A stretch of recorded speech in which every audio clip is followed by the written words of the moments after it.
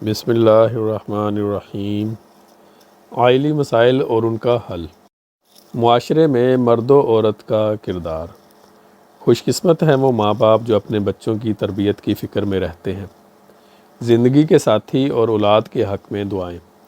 کامیاب عائلی زندگی گزارنے کے لیے دعاؤں کی اہمیت کے حوالہ سے جب حضور انور اید اللہ تعالیٰ نے ایک جلسہ سالانہ کے موقع پر خواتین سے خطاب کرتے ہوئے فرمایا، جب مرد اور عورت ایک دوسرے کے لیے آنکھوں کی ٹھنڈک ہوں گے تو آئندہ آنے والی نسلیں بھی ماں باپ کے نیک نمونے دیکھ کر ماں باپ کے لیے آنکھوں کی ٹھنڈک بننے کی کوشش کریں گی، اور جب خدا تعالیٰ کے حضور مرد اور عورت ایک دوسرے کے لیے دعا اور بچوں کے لیے آنکھوں کی ٹھنڈک کی دعا کر رہے ہوں گے اور نسل میں متقی پیدا ہونے کی دعا کر رہے ہوں گے کہ وَجَعَلْنَا لِلْمُتَّقِينَ إِمَامًا، نیک نسل کی دعا ہی ہے، کیونکہ ایک گھرانے کا سربراہ ہی اپنے گھر کا امام ہے۔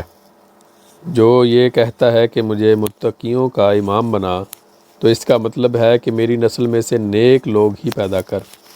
پس جب مرد یہ دعا مانگ رہا ہوگا تو وہ اپنی بیوی اور بچوں کے متقی ہونے کی دعا مانگ رہا ہوگا۔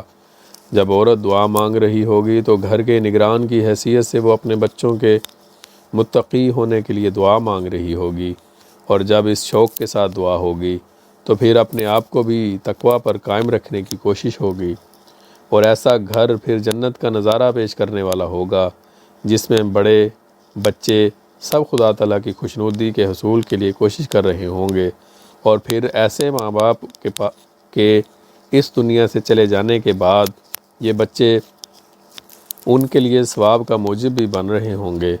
بچوں کی نیک تربیت کا ماں باپ کو ثواب مل رہا ہوگا، باپ کو تو ثواب مل رہا ہوگا لیکن ماں کو بھی ثواب مل رہا ہوگا، کیونکہ گھر کے نگران کی حیثیت سے ماں ذمہ دار ہے۔ بچوں کی نیکیاں ان کے درجات کی بلندی کا ذریعہ بن رہی ہوں۔ کون مومن ہے جو ایمان کا دعویٰ کرے اور پھر یہ کہے کہ مرنے کے بعد مجھے درجات کی بلندی کی ضرورت نہیں ہے؟ بس یہ دعا ایک ایسی دعا ہے جو نسلوں کے سدھارنے کے بھی کام آتی ہے اور اپنی اصلاح کے بھی کام آتی ہے، اور مرنے کے بعد نیک نسل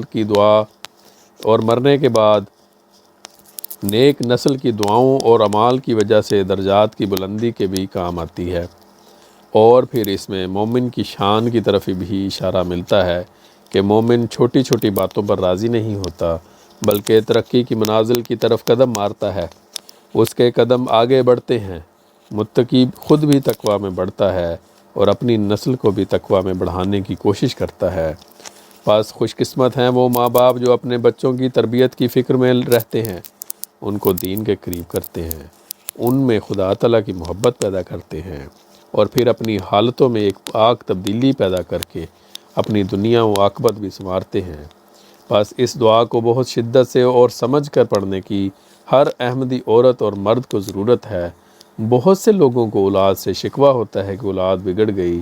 اگر نیک تربیت اور دعاؤں کی طرف توجہ ہو تو اللہ تعالیٰ پھر فضل فرماتا ہے، اولاد کو الا ماشاء اللہ بگڑنے سے بچاتا ہے۔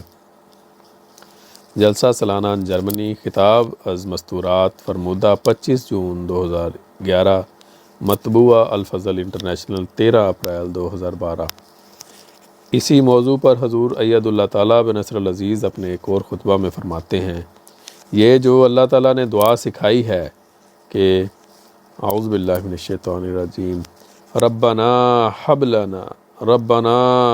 لنا من ازواجنا وذریاتنا قرۃ اعین واجعلنا للمتقین اماما، آمین۔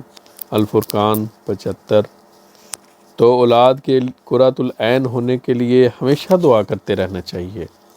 تو جب ہر وقت انسان یہ دعا کرتا رہے کہ اے اللہ تو ہم پر رحمت کی نظر کر، اور ہم پر رحمت کی نظر ہمیشہ ہی رکھنا، کبھی شیطان کو ہم پر غالب نہ ہونے دینا، ہماری غلطیوں کو معاف کر دینا، اور ہم تجھ سے تیری بخشش کے بھی طالب ہیں، ہمارے گناہ بخش، اور ہمارے گناہ بخشنے کے بعد ہم پر ایسی نظر کر کہ ہم پھر کبھی شیطان کے چنگل میں نہ پھنسیں، اور جب اتنے فضل تو ہم پر کر دے تو ہمیں اپنی نعمتوں کا شکر ادا کرنے والا بنا، ان کو یاد رکھنے والا بنا، اور سب سے بڑی نعمت جو تو نے ہمیں دی ہے وہ ایمان کی نعمت ہے۔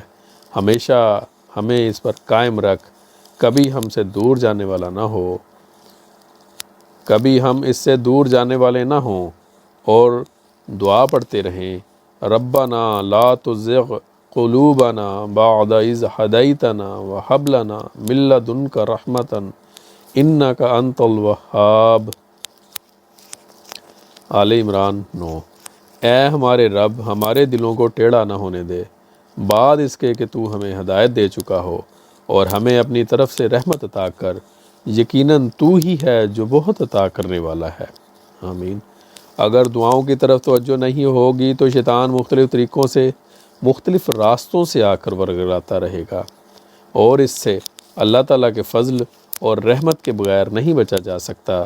جیسے کہ میں پہلے بیان کرتا آیا ہوں، اللہ تعالیٰ اس سے ہی بات کرتا ہے جو پیش کی اس سے دعائیں مانگے اور جس پر اس کی رحمت ہو، اور یہ رحمت اس وقت اور بھی بڑھ جاتی ہے، اور یہ رحمت اس وقت اور بھی بہت بڑھ جاتی ہے جب اللہ تعالیٰ کی محبت دل میں پیدا ہو جائے۔